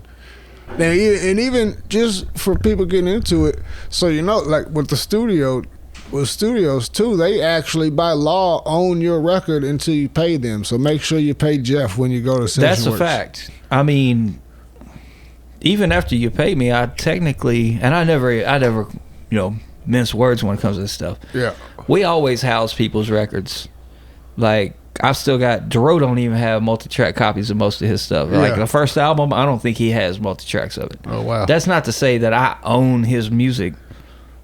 I'm housing it. Yeah, you have it. I was paid for those sessions, all that stuff. If he ever wants it, he can come get it. Ain't no problem. If he ever tells me I need to delete it, I'm going to try to convince him not to, because chances are he's going to put it on a hard drive, it's going to crash, and then it's lost forever. Exactly. That's the only reason I keep people's files. We've had people specifically say, all right, we came in and recorded, now we want you to delete our files because we got the final 2-track master. I'm like, what happens when you need to do a show edit or a radio edit? Exactly. Or whatever? They're like, well, that's not going to happen. And then sure enough, they make us delete it. And months later, they're like, man, you still got that file, blah, blah. See, that's what I like about working on a Mac. It's because I got that time machine. Mm-hmm. So I really actually still have it after I delete it. So if I need to, I can go back on a fresh drive and pull up an old time machine. Yeah. And that's how I trick them into archives. If they make me delete it, it's gone, but not forever. I can always go back and get it. I mean, there's some projects where I don't mind deleting it, like when I do a lot of archive work from analog master tapes or something. Yeah. It's like, because, okay, we've got the analog master tape, so there's one format. Yeah. And we've transferred it in, and it's something that they're like, oh, we don't want to make sure that this isn't going to get shared, even after signing like a non-disclosure or something. Yeah. They want to be damn sure that no one's going to cheat it or whatever. Oh, all right, cool, so we'll delete it. But it never fails. I've not had one. I take that back. There's been one, but I've not had many that have come back and not said, oh, man, my hard drive failed. Do you still got those files? And then we got to transfer it all over again. It's like, man, we spent hours archiving this footage or archiving this tape, and now I got to do it all over again. And, producers, it's y'all's responsibility to keep up with that shit, too, man. It used to be those were the gatekeepers, all this stuff. Like, if the engineer was the last resort, you went to the producer. Like, you got the records, you got the DAT, you got the ADAT, you got the reels or whatever. And that's just something. After what you said, I want to point out to producers, like go spend $50-$60 and get a little hard drive and stop bringing thumb drives to the damn. Stop working off your laptop drive. You're gonna get a lot more work off your laptop if you work on another drive. I always encourage people, even though we keep files safe at Sessionworks, I always encourage people, bring a hard drive. Because there is no hard drive ever been built that's not susceptible to crashing. Yeah. These new solid state ones are pretty badass, but you never know, man. Computers, believe it or not, do have a mind of their own, and shit can happen. And sometimes they might actually not like you. Yeah. I've experienced that. That's why I love tape. Yeah, that's one thing that I really like about your studios. They have an actual Unix based file server that keeps everything. It's not just on some USB or FireWire drive like my shit is. But if I know you've got things in multiple places. Yeah, I've got redundancy. We've all been there. So, man, I had to replace my laptop hard drive this summer. Oh wow! It crashed on me, and that means a whole new OS and everything. Yeah, my wife was like, "Oh shit, he's probably gonna throw a fit." I was like, "Nope, I got a whole other copy of it right here. I'm gonna stick this in here until I get a new one." I learned my lesson a long time ago when I first got into digital recording. We were working on, it was a Sweetly Morrow project, and we had laid down like 3 songs already. We were cutting it digital, and the whole system crashed. We lost everything. Yeah. And it wasn't a major deal because we weren't done. It was not like we were done with the record. Mm-hmm. But it was right at that point I said, you know what? Fuck this computer. I said, I'm going to put y'all in the rehearsal room for a couple weeks, and we're gonna reconfigure, and we're going to do this all on tape. Yeah. We did the whole album on 1/2-inch 8-track in a warehouse, nonetheless. Moved all my gear out of my home studio, just my analog gear. Went out to this warehouse, I took two old, I'm talking like 1970s Kenwood home stereo speakers. I think you were showing me some pictures of that. Yeah, I've actually got some footage and stuff from it. Yeah, which is crazy that stuff survived. But so we got out there, and the one of the speakers wasn't working, so I had to like track it, mix it, and master it all on one speaker, and use my imagination what was going to go left and right.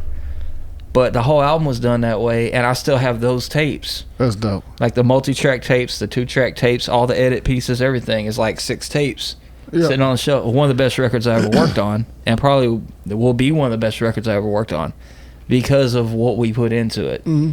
And we didn't trust the computers to do it. We just did it. And they had to play the records right.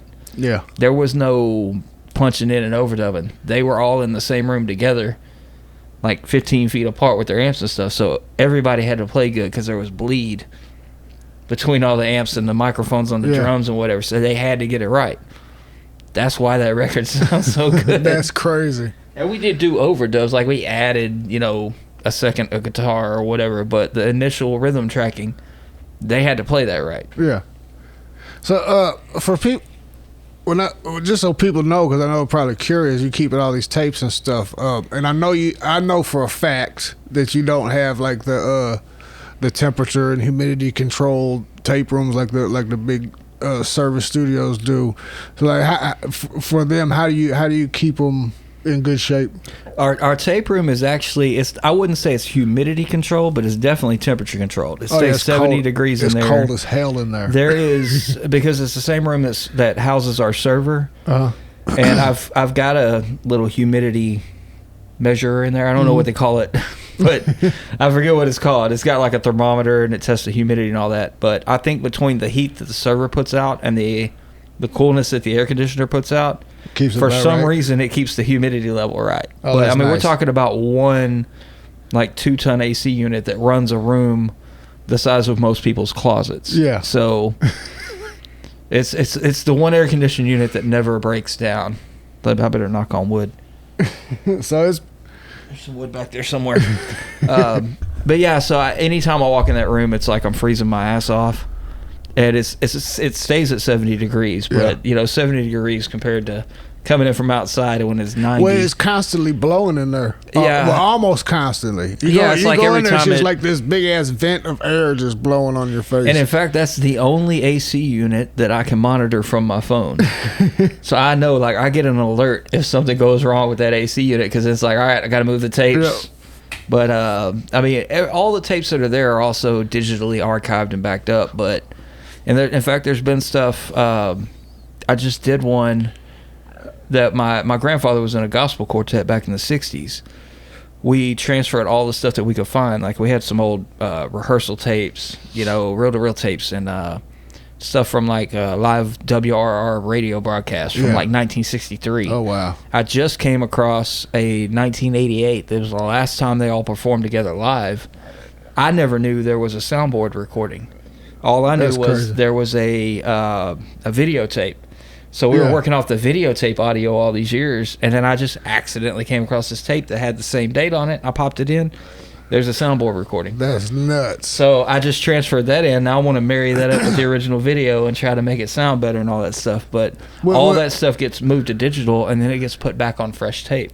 Okay. To be safe. When you archive from tape to digital, do you just use like what sample rate do you use? Do you go like up in the 192 area to try to get all those harmonics? I have a lot of people that ask for the highest, whatever. I got to be honest. I mean, I don't think anybody's ear can hear the difference between 44.1, 88.2, 48, all this different stuff. Yeah, the frequencies that cause harmonic distortion that's audible are not recordable in the digital realm anyway. Exactly. They're up in like the 300, 400, 500, and that's why I tell people all the time that 192 is kind of useless because it's only recording half of that frequency. Yeah, I mean it's cool. I think it's great that we have that option. Yeah, 192 is recording what, 96. That's the highest. Yeah. Yeah. So I've done some tests over the years, and like to me, it's more about an audible difference. If I can't hear the difference between 44.1 or 88.2 or whatever it is, what's the point of wasting all that hard drive space you're not going to get any more sonic clarity out of it. I mean, average listener can't tell the difference between a wave and an MP3. So yeah, that's not really a big. I mean, unless I can see where like if you dump it and then you hear a difference. Then you might then you might want to be like, let's try it at a higher frequency and maybe change the bit frequency rate, and maybe change the bit depth and see. I can see that, but just I was curious about that. That's where it gets a little weird, though, is between the wave and MP3 thing, as well as even the different streaming platforms. Yeah, like I remember when we did the first Mother Freud album, Milo's band. And the day that it dropped, like, to all the streaming platforms, we were actually on our way to one of his shows. Yeah. And he's like, oh, it just showed up on iTunes. I was like, all right, cool, let's listen to it on iTunes. We'd already heard, like, I didn't want to hear the album again. I'd already heard it 100 times. But he puts it on, and I was like, man, it doesn't sound right. It wasn't iTunes that he was playing it on. I think it was YouTube or something. Yeah. I was like, man, it sounds horrible. There's no punch. The vocals sound muffled, all this kind of stuff. And he goes, oh, well, it's on iTunes too. So he put it on iTunes, and it sounded better. And then he puts it on Spotify, and it sounded a different way. And I was like, and this is, to me, I'd never experienced this problem. But I knew how that album was supposed to sound. Yeah. So the very next day, I went to the studio. It was my day off. It was on a Sunday. I said, I'm going to go to each one of these streaming platforms and physically record one song in. And I did like 6 different platforms. Every one of them sounded different. And not one of them sounded as good as the original master. They all use their own encoder. But they all got the original wave. Well, I say original. It was done on tape. So they got that tape transferred like raw from the master tape, which had our mastering EQ and compression and stuff. They got that digital file, which was 24-bit, all that stuff. But it sounded like crap on 50% of the streaming platforms. I'm like, why do they all sound so much different? And it's like, hey, that's why you shouldn't upload an MP3 to a streaming platform, because they're going to re-MP3 it. Yeah, I would suggest to my clients, I say, when you release this, I'm gonna give you, I give them 3 versions. Here's an MP3 to listen to. Yeah. Here's a 44.1 16-bit. If you're gonna get CDs pressed. For streaming, I give them a 48.24. Yeah, and see, I know a lot of people do the 48 thing. I never quite got it because to me, I grew up thinking 48 was film standard, but a lot of people just went 48, and that's cool as long as it can truncate down to 44.1 for CD and all that kind of stuff. But I mean, to me, a lot of it has to do with just the difference between the wave and the MP3. Yeah, you got DJs out there that are like, they're going to be the one that does the final mixtape, and they ask you for the MP3. So I work in 48 because I like to record in 48. Because for me personally, I can audibly hear the little bit of harmonics that you get, especially depending on the preamp. So I like to hear that, and so I like to leave it in 48. So especially knowing that the streaming platforms are gonna do whatever they do to it anyway. So I like to leave it in 48 for distribution.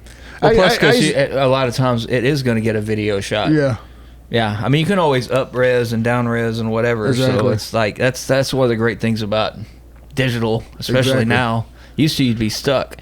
Like in the early days of digital, it's like if you record it in this format, it's going to be in that format. And if you try to play it on a different format, either the speed's going to change, or you're going to get some weird resonant thing going on between 48 and 44, and it's.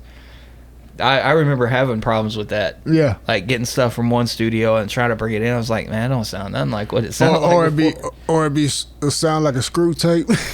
You get that with the sample rate. But before they had the automatic sample rate conversion in these DAWs, you'd bring in something that was 44.1 and a 48K session. But even in some of the early sample rate conversions, it would get it to the right speed, but you'd have this weird like tinny resonance thing going on. Had a lot of weird artifacts. Yeah, because it was kind of like how nowadays we can time stretch things. Yeah. But once you take it past a certain point, like you go more than about 10%, exactly, you start hearing some weird remnants of things that aren't supposed to be there. Yeah, I tell people all the time, especially producers, are like, man, if you want the tempo change, do that shit in your production software, because I can do it in my DAW, but you're gonna hear it. Oh, especially in the low end. We're gonna get away with it in the vocals and some. If you're starting off with MIDI in the first place, like as far as production stuff like FL Studio and things like that, get that tempo changed already. Plus, it takes so much longer to do it in Pro Tools and Sonar and all that. Ableton is actually pretty quick. Yeah, they're good and pretty accurate. I didn't learn this until we were doing this George Floyd record a few months back, and we decided that to get to this rock section, it was a big like multi-genre project. Yeah, and it was like the rock band was like, oh well, you know, the whole tempo's a little slow for us. We're not used to doing songs that slow. Like, well, I guess we can speed the whole thing up. We're already 48 tracks of, you know, stuff going on before y'all, but yeah, I guess we can speed it up if we need to. Because I wasn't gonna have one part of the song be a different completely different tempo. Yeah. And the intern I had at the time, he's like, man, I could pop that into Ableton and get it done in like 5 minutes. I was like, all 48 tracks. Yeah. He goes, yeah. Because I hadn't messed with Ableton in so long. And sure enough, I handed them to him, and boom, boom, boom. He did it, and we popped it back in. The only thing that sucked about it is because we had a lot of mono source material. I use my MPC software. Yeah. Which one do you have? I have the I have the Renaissance, but I'm using the Studio right now because I spilled coffee on my Renaissance, and I let it dry out, and I was going through it, and it fried the Logic board, and it turned out that the Studio was half the price of a fucking Logic board. Oh, that sucks. So I was like, I'll just get this for now, and I'll fix this later. I think the one, I don't know which one I have. I've actually got it with me. And I use a software because, you know, in the when they updated to the software to the 2.0 and up, they put the old 2000 XL time correction in there, which in my opinion to this day is the best. That's my personal opinion. Ableton's dope too. I think it's a Pro. I don't remember.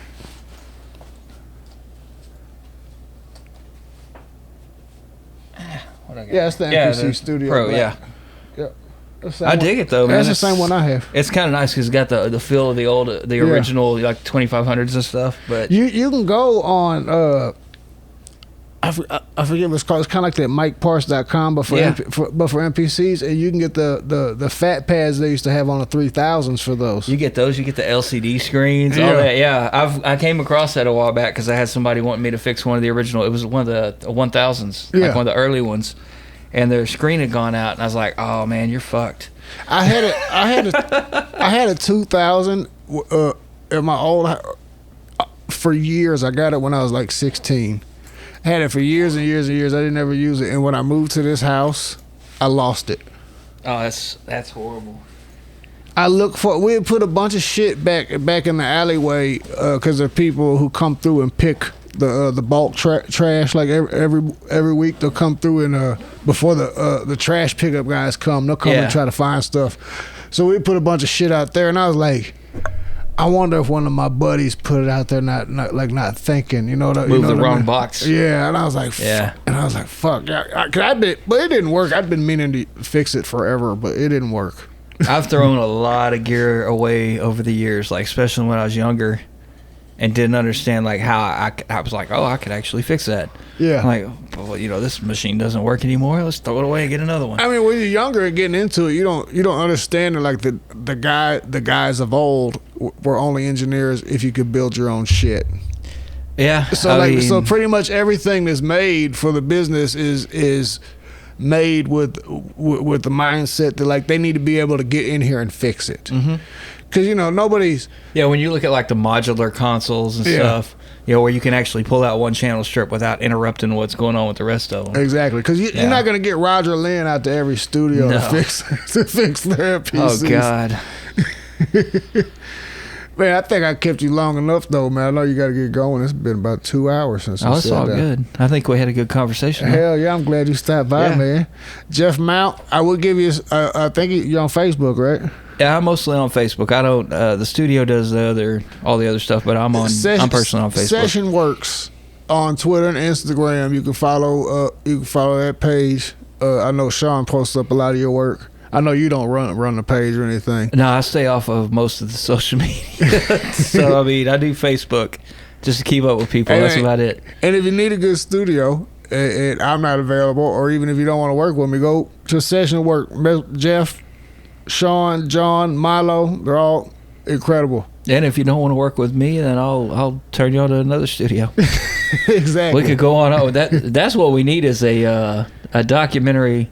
I want to say this real quick. I want to promote this. I have nothing to do with it, but the new documentary, We From Dallas. Yeah. If you're a Dallas artist, especially hip hop artist, go check it out. Learn your history.